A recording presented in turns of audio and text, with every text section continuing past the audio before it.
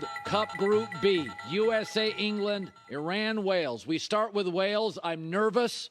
Pulisic's 24. He feels like one of our veterans. I'm freaking out. I worry about the pressure. Should I be concerned about Wales, the first game out, the first match out for our club? Look, Colin, we say this a lot about young players. If you're good enough, you're old enough. And I think when it comes to this team and you look at what these guys do on a day-in, day-out basis with some of their clubs, it should give you some confidence that they're going to step up to the moment. Now, you should be concerned. I'm not saying you go into this Wales game and you're brimming with confidence as the U.S. thinking, hey, this is going to be an easy 3 points. I think this is a game the U.S. should win. I think it's a game they will win. But in saying that, look, we talk about how young this U.S. team has been. It's been young for the entire cycle, so it's not like we just picked this young group just for this tournament. And I also look at Wales and what they might be feeling in terms of pressure as well in their first World Cup match in over 50 years. So the U.S. missed out on the last cycle. We missed out on Russia. This is a whole new group. We got 25 of the 26 that have never been to a World Cup. In some ways, I think about it, and I think about maybe that innocence being a good thing, that they're not going to be afraid of the moment. Yeah. We're going to find out in the first 5 minutes, though. I've said this a lot. When those lights are bright, Colin, we're going to see, are those guys going to step up, get in the face of Wales, play attacking, play aggressive, play with that swagger that we've been sold for the last couple of years, or are they going to just shrink to it? I have a feeling they're going to step up and surprise some people. Tyler Adams, Christian Pulisic kind of feel like the core for me. Weston McKennie feels like the core. That's kind of the guys that if they play well, we've got a shot. Is Pulisic to you? Are we largely dependent on him to emotionally, physically? Is he still the centerpiece to you of this group?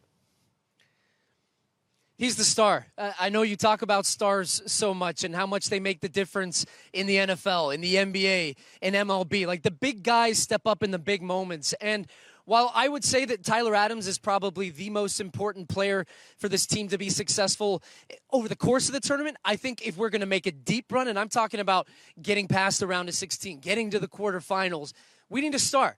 Pulisic's our star. He's capable of doing things that nobody else on the team are capable of doing. Tyler Adams, he's in the midfield. He's going to lead by example. He's going to get around. He's going to set the intensity. He's going to do things that, again, other people could do, maybe not to the same level. Pulisic's the guy that has that close ball control, that can cut open a moment. In just one play, he can make a goal. And that's what's going to separate, I think, these games, which are going to be close. Like Wales are a good team. Iran are a good team. England are a very good team. The United States are capable of beating any of them, but it's going to come down to really tight, little decisive moments in games. And Pulisic is our guy that can deliver those most consistently at that high level and give you that moment you think, wow. I hope that we see it because, Colin, you talk a lot about it too. Like, he's a guy sometimes isn't always willing to carry that responsibility and shoulder the big moments. If we see big-time Pulisic, this U.S. team's going to make a run. So the Black Friday match against England there in our group will be the most watched soccer game in American history, I do believe. But because the English Premier League is the revenue leader in this sport, it is the most watched, discussed, most controversial, most intense, most physical. It is our NFL. It's the SEC in college football. It is just different. But with that, there's enormous pressure on England in this tournament. There's not on us. When we play England, people are saying it's one of their deeper teams. But it's a pressurized tournament for England. For the Brits over here in that matchup, can we compete with them? What do you expect? What makes it so interesting to you? Yeah, my good friend, our good friend, Alexi Lawless, was on the NFL show on Sunday. He gave a great comparison for England. He called them the Dallas Cowboys. So I think that will resonate with your listeners and viewers here of the type of pressure that they deal with and then continually expected every single tournament to be among the contenders. But yet, 4 years ago in Russia for the 2018 World Cup, they get to the semifinals, they lose. The 2020 Euros, England get to the final on their home soil, and they lose after leading in both of those games. So this is a country that deals with that. These are the players that deal with it. The shirt sometimes feels like they're wearing a 50-pound shirt just based on that pressure. Yeah. And we played England in the World Cup that I was a part of, 2010 in South Africa, the first game. I remember Bob Bradley, our coach, saying, look, they're expected to beat you. Nobody's giving you a chance. 15 minutes in, if you guys are toe for toe, you're being aggressive, you're creating chances, you make it known that you're in a game with them, they're going to crumble under the pressure because they're going to start to feel that we need to be winning. I see this game very similar. England have a better team than us. I believe that on paper from a pure talent perspective and experience. The numbers back it up. But I also believe that our team on any given day could match this English team. And that if we get the result in the Wales game and we go flying into that English match and there's a little pressure on them, maybe they don't play so well against Iran in the first game, I think we could really give England a run. This is by no means a game that we should be saying, hey, you know what, a point's good. A point would be good, but I think we should expect that our team could show something. And that's the game that team gains confidence, this U.S. team. If you tie or you beat England, look out, man. This train's going to pick up some steam. Okay, I get dragged by soccer fans because I always say, stop blaming the coach. We're not as good as Brazil, Argentina, probably not England.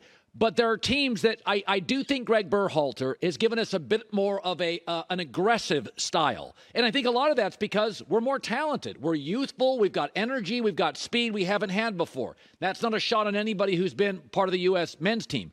But Berhalter's interesting. He's had success. Are soccer fans in America, are the guys that you hang out with, have a pint with, are they a Berhalter fans? Or are they cautiously optimistic? A minute left. Where do they stand on him? Because I like him. Yeah.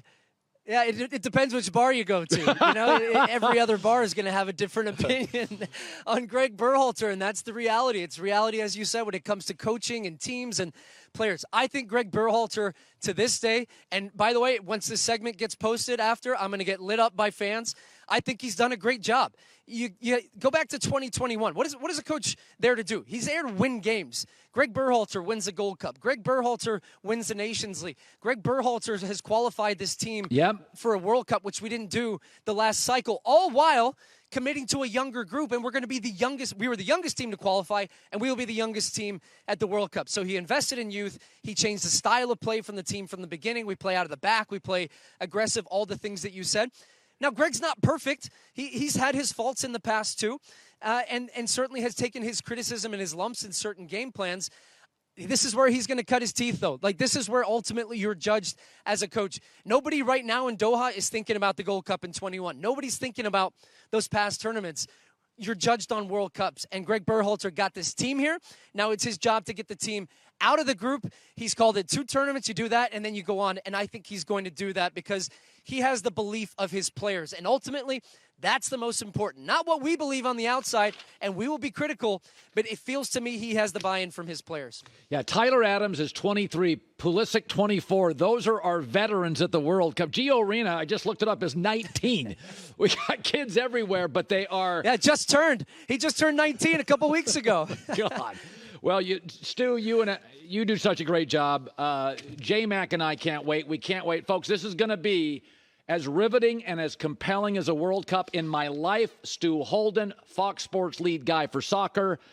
Good seeing you, buddy. We'll have you on again, and good luck. We'll be watching every second of it.